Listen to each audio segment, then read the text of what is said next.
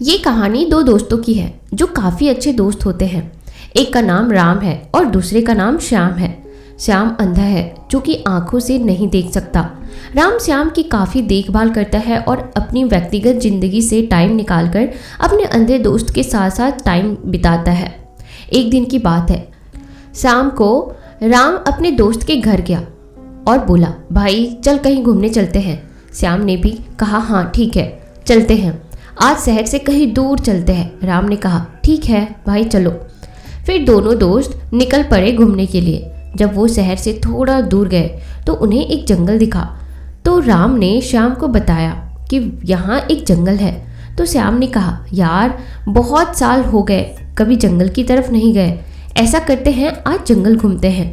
पर राम ने कहा कि शाम काफ़ी हो गई है और अब थोड़ी देर में रात भी हो जाएगी, तो इसलिए आज नहीं फिर कभी घूम लेंगे। पर श्याम नहीं माना, आज ही घूमेंगे चल। राम को उसकी बात माननी पड़ी, पर क्योंकि श्याम अंधा था इसलिए राम को सारी बातें बोल बोल कर बतानी पड़ रही थी कि वह पेड़ है, वहाँ पे जंगली जानवर है। इस तरह वो काफ़ी आगे चले गए।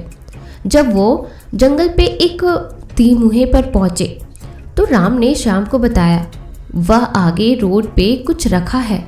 तो श्याम ने पूछा, क्या रखा है बता। राम, यार बड़ी सी थाली में लाल कपड़े में कुछ लपेट कर रखा है। श्याम ने बोला, फिर सोच क्या रहा है, जल्दी से देख उसमें क्या है, शायद कोई खजाना छोड़ गया हो। राम ने कहा, यार छोड़ रहने दे, पता नहीं उसमें क्या हो, इस जंगल में कौन खजाना छोड़कर जाएगा। पर श्याम ने राम को कहा, पागल है क्या, चल देख ना, मैं बोल रहा हूँ। राम ने कहा, ठीक है। उसने वो थाली उठा के श्याम के हाथ में दी। श्याम ने कहा, अब जल्दी से इसे खोल करके देख और बता मुझे क्या है इसमें। राम ने कहा, ठीक है रुक, मैं देख रहा हूँ और बता रहा हूँ। जब राम ने वो कपड़ा हटाया तो वो जोर से चिल्लाकर, फेंक दे इसे, फेंक दे जल्दी से। पर श्याम कुछ समझ नहीं पा रहा था कि क्या हुआ, ये जोर जोर से क्यों चिल्ला रहा है ऐसे। राम बोला, इसमें एक औरत की कटी हुई मुंडी है, जल्दी से इसे फेंक। और इतना बोल के राम वहाँ से भाग गया। अब श्याम को लगा कि शायद राम उसे बेवकूफ़ बना के सारा माल खुद ही लेना चाहता है, इसलिए ऐसा बोल रहा है। श्याम उस मुंडी को वैसे ही कपड़े में लपेट के अपने घर जैसे तैसे ले आया। पर वो क्या जानता था कि वो अपने घर खजाना नहीं बल्कि मुसीबत ले जा रहा है। उसने उस मुंडी को अपने घर में एक बक्से में रख दिया। जब श्याम राम से अगले दिन मिला तो उसने राम को बताया कि उसने वो जंगल वाला सारा खजाना अपने घर में रखा है।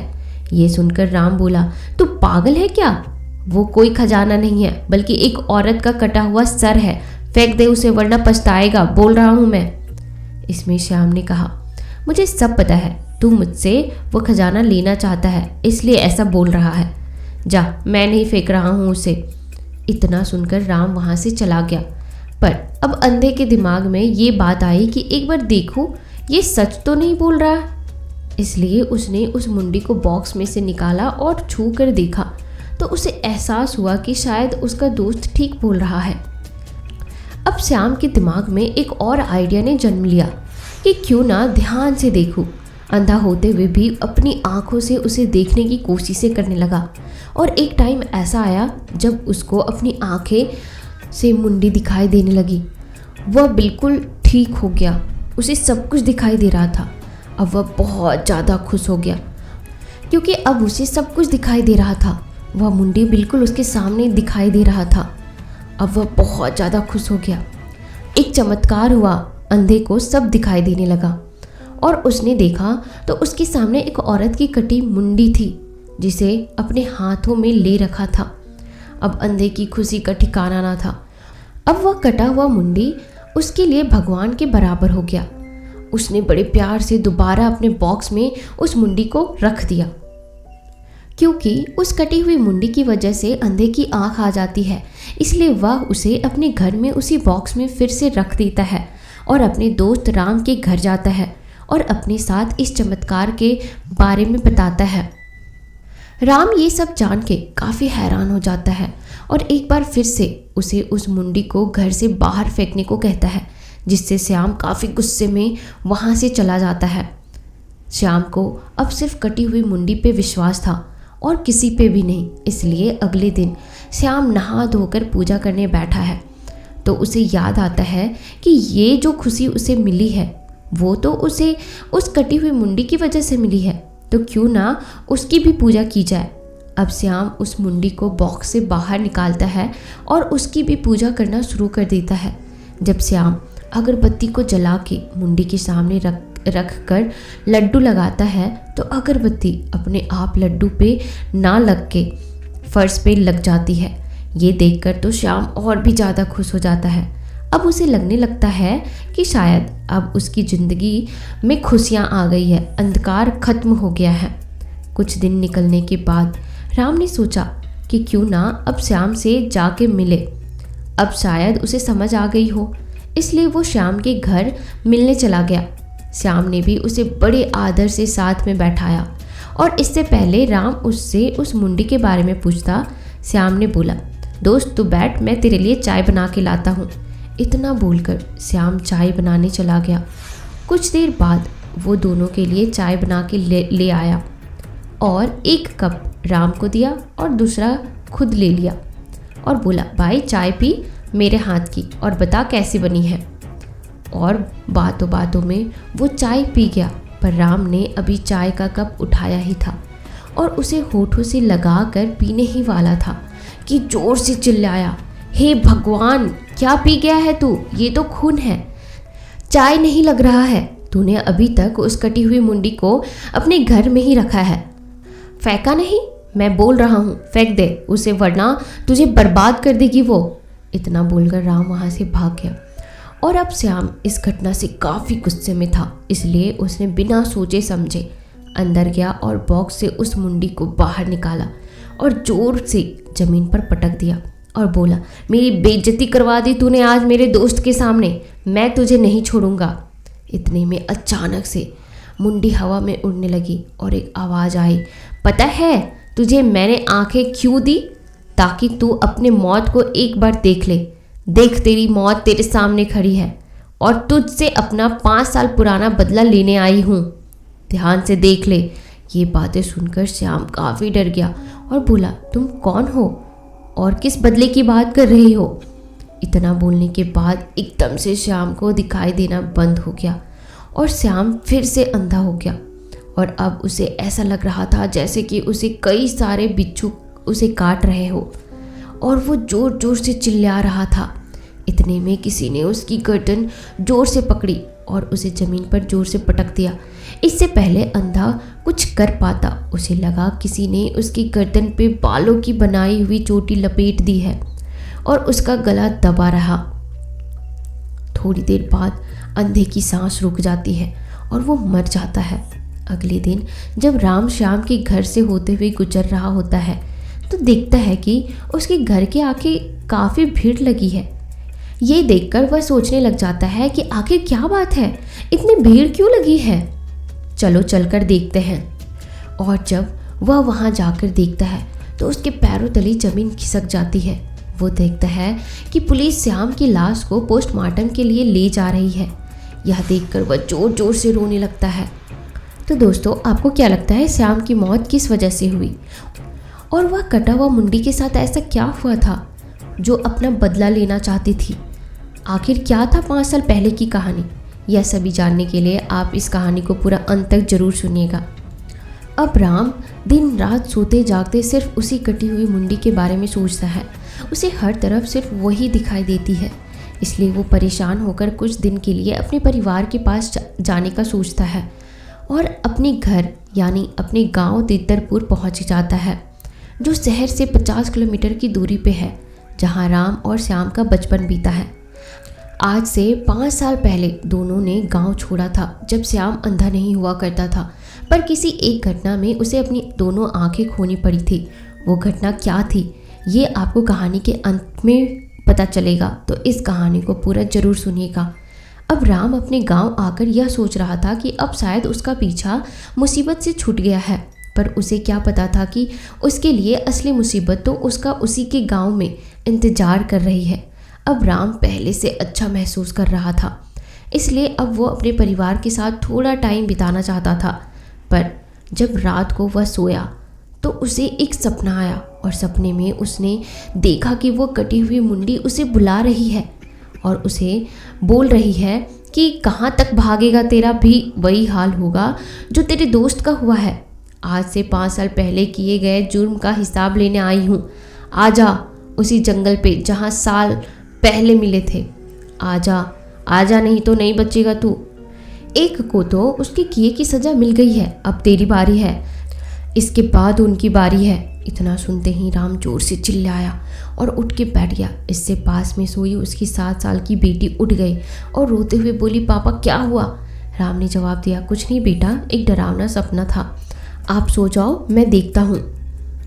इतना बोलकर राम ने अपनी बेटी को सुलाया और धीरे से चला गया उस गांव के जंगल की ओर। पर उसे क्या पता था कि वो इतनी रात को जंगल की ओर नहीं बल्कि अपनी मौत की ओर जा रहा है।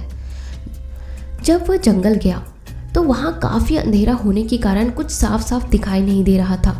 बस अजीबोगरीब आवाज़ें आ रही थी जिससे राम को काफ़ी डर भी लग रहा था। पर राज जानने के लिए वह आगे गया। उसी जंगल में कुछ नहीं दिखा, पर एक बड़े से पीपल के पेड़ के पास एक बड़ा सा ड्रम रखा हुआ था।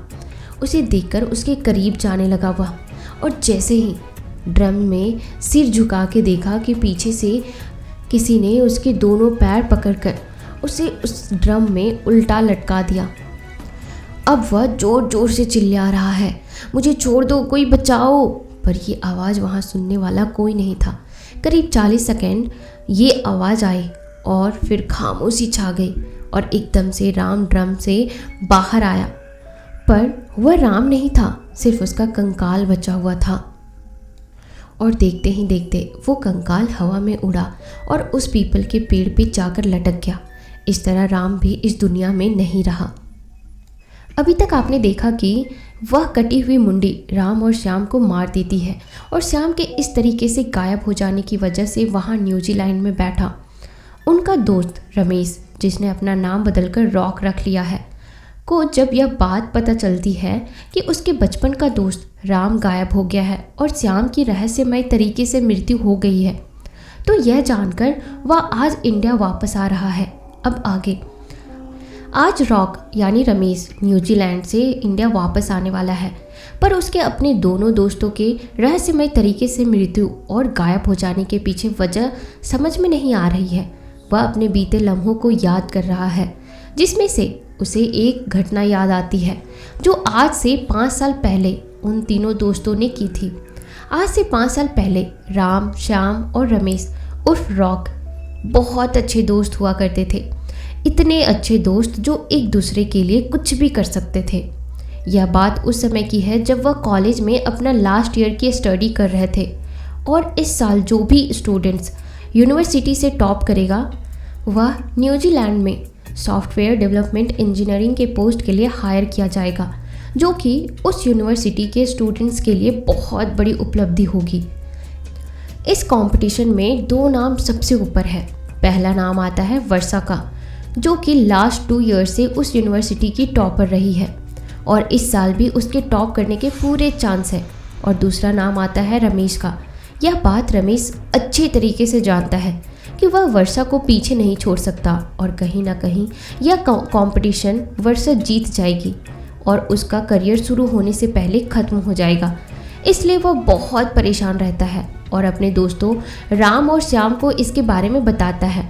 राम और श्याम भी परेशान होते हैं और कहते हैं, दोस्त हम देखते हैं यह कैसे तेरा मुकाबला करती है। यह यूनिवर्सिटी में टॉप तो तब करेगी ना जब हम इसे एग्ज़ाम में बैठने देंगे। और यहीं से इनके दिमाग में एक शैतानी आइडिया जन्म लेता है। श्याम, जो कि वर्षा को अच्छी तरीके से जानता है और कहीं ना कहीं वह वर्षा का अच्छा दोस्त है, इसलिए यह तीनों मिलकर एक योजना बनाते हैं जिसके तहत श्याम वर्षा को तितरपुर के जंगल में बुलाएगा और वहां उसे मार देंगे। योजना के तहत श्याम वर्षा को फ़ोन करता है और बोलता है कि वर्षा, आज मेरा जन्मदिन है और मैं अपने दोस्तों को पार्टी दे रहा हूँ जिसमें तुम्हें भी आना है। और यह पार्टी हम गांव से बाहर तितरपुर के जंगलों में करेंगे जहाँ हमारे सारे दोस्त होंगे। बहुत मज़ा आएगा। तुम हमें शाम को 6 बजे जंगल वाले रोड पर मिलना। वहाँ पर राम और रॉक तुम्हारा इंतज़ार कर रहे होंगे और मैं तीतरपुर के जंगल में अपने बाकी दोस्तों के साथ पार्टी की तैयारियाँ करूँगा। ओके। वर्षा मान जाती है और अपने भतीजे के साथ शाम को 6 बजे वहाँ पहुँच जाती है जहाँ श्याम ने बुलाया था। वहाँ उसे राम और रॉक रिसीव करते हैं और बच्चे के साथ उसे जंगल की तरफ ले जाते हैं। थोड़ी दूर जाने पर वर्षा को ऐसा महसूस होता है कि कुछ तो गलत है, इसलिए वह रॉक से पूछती है कि कहाँ ले जा रहे हो तुम? किस तरह की पार्टी है ये जंगल में? किसी होटल में की जा सकती थी पार्टी। इस पर राम बोलता है, होटल में तो हर साल करते हैं, एक बार जंगल में करके देख लेते हैं, यहाँ का मज़ा ही कुछ और होता है। वर्षा को वह जंगल के बीचों बीच ले जाते हैं जहाँ श्याम पहले से उनका इंतज़ार कर रहा होता है। जब वर्षा उसे वहाँ देखती है तो पूछती है, बाकी दोस्त कहाँ हैं? और यहाँ तो कोई इंतजाम भी नहीं है। ऐसा तो नहीं लग रहा है कि यहाँ कोई बर्थडे की पार्टी होने जा रही है। सच सच बताओ कि बात क्या है। इस पर श्याम बोलता है, कौन सी पार्टी? किसका जन्मदिन? हमने तो तुम्हें यहाँ इसलिए बुलाया है ताकि तुम्हारा काम तमाम कर सके और हमारा दोस्त न्यूजीलैंड जा सके। अब वर्षा को सारी बात समझ आती है और उसे अब लगने लगता है कि वह उनकी जाल में फंस गई है। इसलिए वह बोलती है, देखो मुझे छोड़ दो, मैंने तुम्हारा क्या बिगाड़ा है? और रही बात न्यूजीलैंड में प्लेसमेंट की, तो वह मुझे नहीं चाहिए, प्लीज़ मुझे छोड़ दो। इतने में छोटा बच्चा घबरा जाता है और वहाँ पर पड़े एक पत्थर उठाकर श्याम के सिर पर मारता है।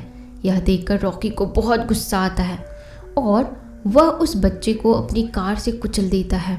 यह देखकर वर्षा ज़ोर ज़ोर से चिल्लाने लगती है और रोने लगती है। इतने में राम अपने चाकू से वर्षा का गला काटने के लिए आगे बढ़ता है, पर श्याम उसे रोक लेता है और बोलता है, यार इतनी खूबसूरत लड़की को ऐसे थोड़ी ना मार सकते हैं, रुक जा, थोड़ा मनोरंजन कर लेते हैं। यह बोलकर वह वर्षा को पीपल के पेड़ के पीछे ले जाता है और उसके साथ ज़बरदस्ती करने की कोशिश करता है, जिससे वर्षा अपने आप को बचाने की कोशिश करती है। कोशिश करते करते उसके हाथ में एक लकड़ी का टुकड़ा आ जाता है और जिसे वह श्याम के आंखों में घुसा देती है, जिससे श्याम ज़ोर ज़ोर से चिल्लाने लगता है, मेरी आँख, मेरी आँख। यह आवाज़ सुनकर रॉक और राम वहाँ जाते हैं। यह देखकर कि वर्षा ने श्याम के दोनों आँखों में लकड़ी घुसा दी है तो राम को काफ़ी गुस्सा आता है और वह अपनी चाकू की धार से वर्षा का गला एक बार में ही काट देता है। वर्षा तड़प तड़प कर अपना दम तोड़ देती है। उसके बाद रॉक गाड़ी की डिक्की में से तेजाब की 50 लीटर का एक डब्बा निकालता है और उसे वहीं पड़ी एक ड्रम में डाल देता है। जब राम वर्षा की बॉडी को ड्रम में डाल देता है तो उससे वर्षा का पूरा शरीर जल जाता है और सिर्फ हड्डियां बच जाती है, जिसे निकालकर वह पीपल के पेड़ पर टांग देता है और उसकी मुंडी को उस पेड़ के नीचे गड्ढा खोदकर दफना देते हैं उसके भतीजे के लाश के साथ। और वहाँ से श्याम को अस्पताल लेकर जाते हैं, जहाँ उन्हें पता चलता है कि श्याम अब कभी नहीं देख पाएगा। और वह समय आ जाता है जब यूनिवर्सिटी से रॉक टॉप करता है और न्यूजीलैंड चला जाता है और उसके दोनों दोस्त यहाँ इंडिया में रह जाते हैं। और अब 5 साल बाद रॉक दोबारा इंडिया आ रहा है।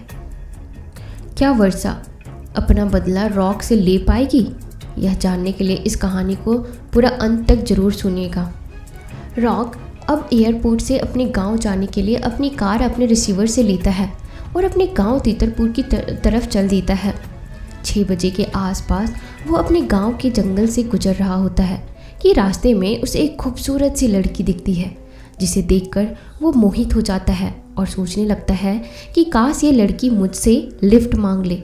और जैसे ही वो कार उस लड़की के पास से निकालता है, लड़की हाथ दिखाकर आगे तक छोड़ने का इशारा करती है और रॉक गाड़ी रोक देता है। वो उस लड़की से पूछता है, क्या बात है? इस पे वह लड़की बोलती है, मैं यहीं तीतरपुर गांव की रहने वाली हूँ, शहर गई थी और अब घर जाना है, पर अब मुझे बस मिल ही नहीं रही है और बस भी मुझे मजोली तक ही मिल पाई है और अब शाम भी हो गई है और इस रोड पर इस टाइम कोई बस भी नहीं है। क्या आप मुझे आगे तक छोड़ देंगे? रॉक बोलता है, हाँ हाँ क्यों नहीं, मैं भी वहीं जा रहा हूँ। और वो लड़की कार में बैठ जाती है। अब रॉक के मन में लड्डू फूट रहे थे। तभी लड़की बोली, आपको कभी देखा नहीं, यहाँ नया आए हैं क्या? रॉक बोलता है, नहीं, मैं भी यहीं का हूँ, बस कई सालों बाद वापस आया हूँ। उसने पूछा, कहाँ से आए हैं आप और क्या काम है आपको? रॉक बोलता है, मैं न्यूजीलैंड से आया हूँ। यहाँ मेरे 2 दोस्त रहते थे, पर उनमें से एक मर गया और दूसरे का कुछ पता नहीं है। इस पे लड़की बोलती है, कहीं आप राम और श्याम की बात तो नहीं कर रहे हैं? इस पे रॉक आश्चर्य से पीछे देखता है तो उसके होश उड़ जाते हैं। वो देखता है कि वहाँ पीछे कोई लड़की नहीं है, बल्कि एक 5 साल का लड़का है। वो ये देखकर काफ़ी घबरा जाता है। फिर वो आगे देखता है शीशे में, जिसमें अभी भी वही लड़की दिख रही है। वो पीछे मुड़कर बोलता है, कौन है तू और क्या चाहता है? इस पे लड़का बोलता है, भूल गया, आज से 5 साल पहले तूने ही मुझे अपनी गाड़ी के नीचे कुचल डाला था, अब तेरी बारी है। इस पे रॉक बोलता है, नहीं, ऐसा नहीं कर सकते हो तुम तो मर चुके थे, मैंने खुद तुम्हें अपने हाथों से दफनाया था।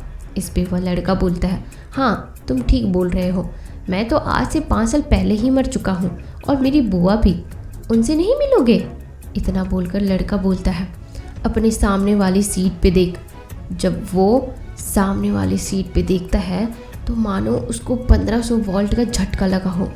वो देखता है कि उसके साथ वाली सीट में वर्षा का कटा हुआ सर रखा हुआ है, और वो बोल रही है कि जो हाल तेरे दोस्तों का हुआ है वही हाल तेरा भी होगा, इसीलिए तो तुझे इंडिया लाई हूँ। इतनी देर में रॉक कुछ सोच पाता कि सामने से एक ट्रक आता है और उसकी कार को कुचल देता है, जिसकी वजह से रॉक पूरी तरह से जख्मी हो जाता है। हादसे के बारे में जब गांव के लोगों को पता चलता है तो वे लोग वहां पहुंचकर देखते हैं कि रॉक की हालत काफ़ी ख़राब है, और साथ में उस ट्रक ड्राइवर की भी हालत बहुत गंभीर है। वे लोग उन दोनों को अस्पताल में भर्ती करवाते हैं, जहां डॉक्टर उनका इलाज करते हैं, पर पूरी कोशिश के बावजूद भी वो सिर्फ रॉक की जान ही बचा पाते हैं और रॉक कोमा में चला जाता है। ये सूचना रॉक के परिवार वालों को न्यूजीलैंड तक पहुंचा दी जाती है। डॉक्टर के हिसाब से रॉक अब एक ऐसी अवस्था में है जहां उसका दिमाग अभी भी पूरी तरह से काम कर रहा है, पर वो होश में कब आएगा कुछ कहा नहीं जा सकता। क्या भूतनी का बदला यहीं पूरा हो गया या नहीं, जानने के लिए इस कहानी को पूरा अंत तक जरूर सुनिएगा। 6 महीने बाद अब रॉक की हालत में सुधार आ रहा है और 6 अप्रैल 2017 आज रॉक को होश आया है। होश में आने के बाद रॉक के दिमाग में बार बार वही घटना सिर्फ आ रही थी जो उसके साथ तीतरपुर के जंगल में हुई थी। इसलिए अब वह इंडिया में बिल्कुल भी नहीं रहना चाहता। वह आज शाम की फ़्लाइट से ही वापस न्यूजीलैंड जाना चाहता है।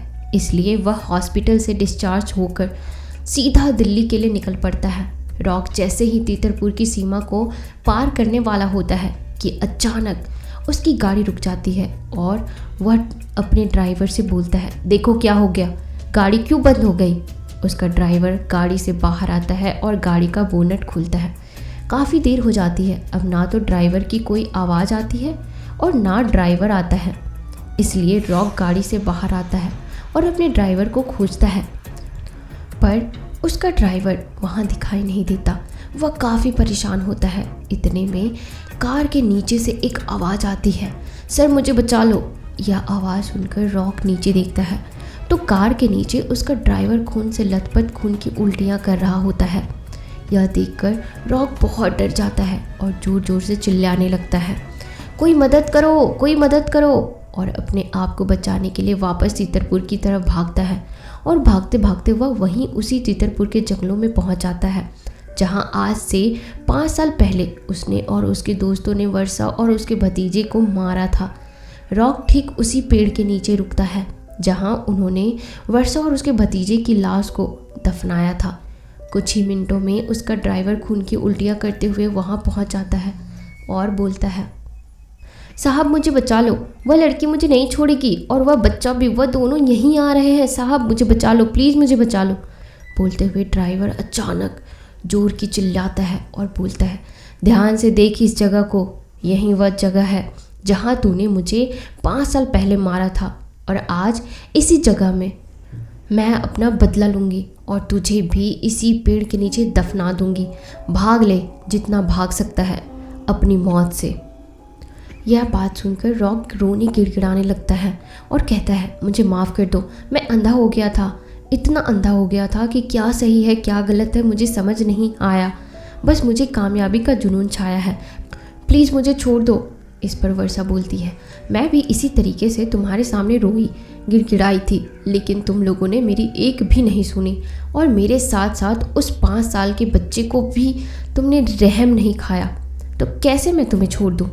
रॉक धीरे धीरे पीछे की तरफ बढ़ रहा होता है। इतने में एक कंकाल उसके ऊपर गिरता है, जिसे देखकर वह जोर की चिल्लाता है, यह क्या है। वर्षा बोलती है, राम का कंकाल, तेरे दोस्त की हड्डियां हैं जिसे मैंने इसी जंगल में तेजाब से भरे ड्रम में डुबा के मार डाला था और अब तेरा भी यही हर्ष होगा। रॉक बोलता है, मुझे छोड़ दो, बदले में जो चाहे ले लो। वर्षा बोलती है, अब क्या तुम मुझे जिंदा कर सकता है? क्या तुम उस 5 साल के बच्चे को जिंदा कर सकते हो? नहीं, तो अब कुछ लेने देने को रहा ही नहीं। इतना बोलते ही वर्षा अपनी शक्तियों के इस्तेमाल से एक तेज धार वाले चाकू से रॉक का गला काट देती है और रॉक का सर धड़ से अलग हो जाता है और वह तड़प तड़प कर मर जाता है।